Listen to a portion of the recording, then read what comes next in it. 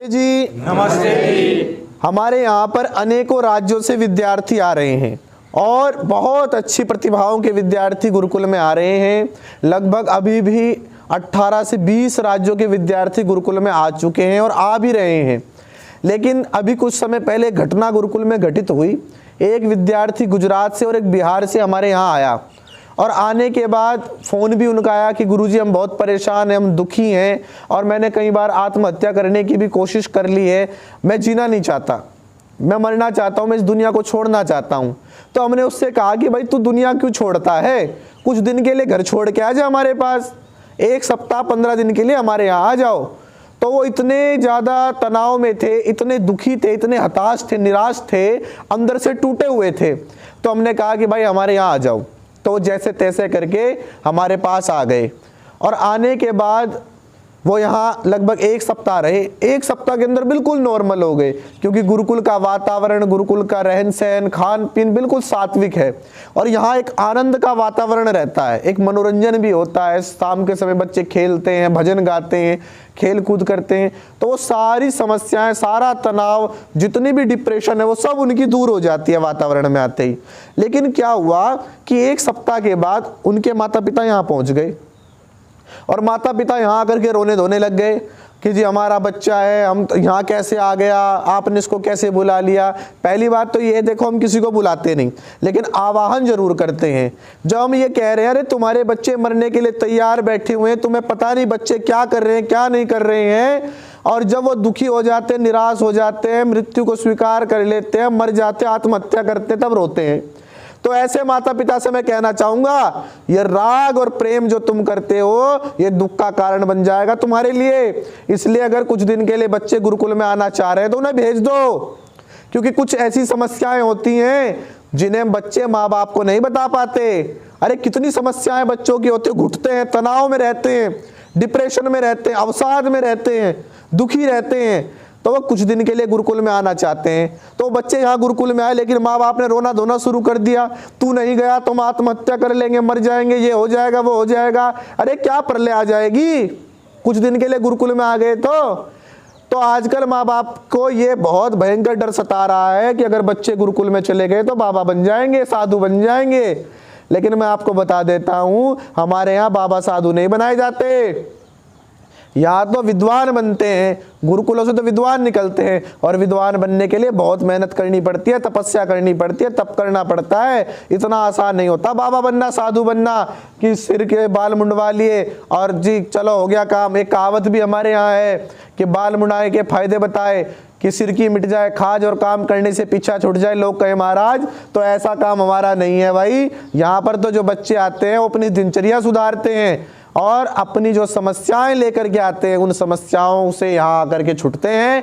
तो मैं माँ बाप से कह देना चाहता हूँ कि ज़्यादा प्रेम और राग में ना फंसें, बच्चों को कुछ दिन के लिए गुरुकुल में भेज दें ताकि उनके जीवन में जो समस्याएं, निराशा, हताशा है वो दूर हो जाए। लेकिन मैं एक बात और कह देता हूँ माता पिता से, आजकल के माँ बाप की भी यही समस्या है। माता पिता चाहते हैं कि हमारे बच्चे बुद्धिमान बने, विद्वान बने, धार्मिक बने, हमारी सेवा करें, और उसके लिए उन्हें कहाँ भेज रहे हैं, स्कूलों में।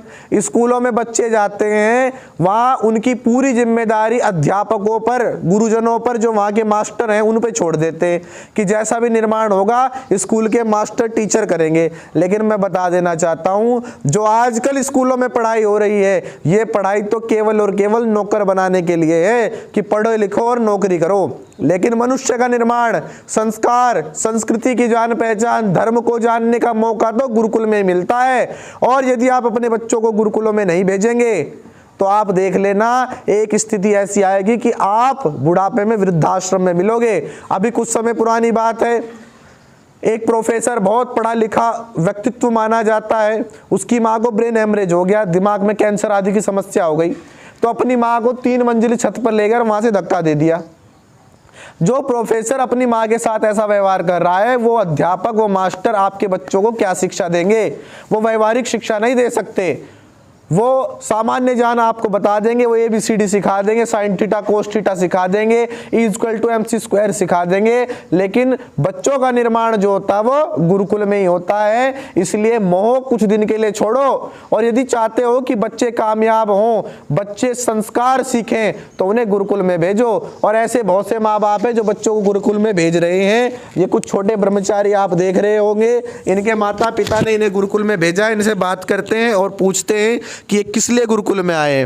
तो ये हमारे भी तो ये ब्रह्मचारी संग्राम सिंह जी भी हमारे यहाँ आए हुए हैं, छोटे ब्रह्मचारी हैं।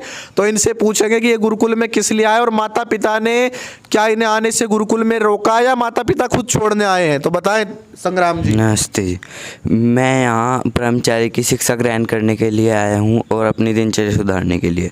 तो ये ब्रह्मचारी, इसके माता पिता ने इसे खुद भेजा है और खुद लेके आए यहाँ और बोले कि जी ये बच्चे हमारे सुबह जल्दी नहीं उठते हैं या इन्हें व्यवहारिक शिक्षा नहीं है, आप यहाँ इन्हें व्यवहारिक शिक्षा दो। तो ऐसे बहुत से बच्चे हैं। तो यहाँ बहुत से विद्यार्थी हमारे यहाँ आ रहे हैं, आप देख सकते हैं इतने विद्यार्थी आ रहे हैं।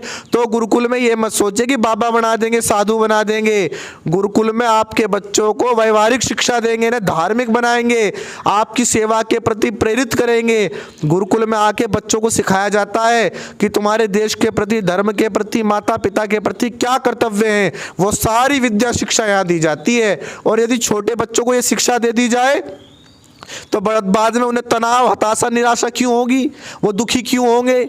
इसलिए अगर आप चाहते हो आपके बच्चे उत्तम बने, आपके बच्चे विद्वान बने, तो उन्हें मोह खत्म कर दो और उन्हें गुरुकुल में भेज दो। क्योंकि मामा नाना के चाचा के यहाँ तो भेजते ही हैं। कुछ दिन यही समझ लो कि मेरा बच्चा बुआ के यहाँ, मामा के यहाँ गया हुआ है, इसलिए बच्चों को गुरुकुल में भेजो, विद्वान बनाओ, संस्कारवान बनाओ।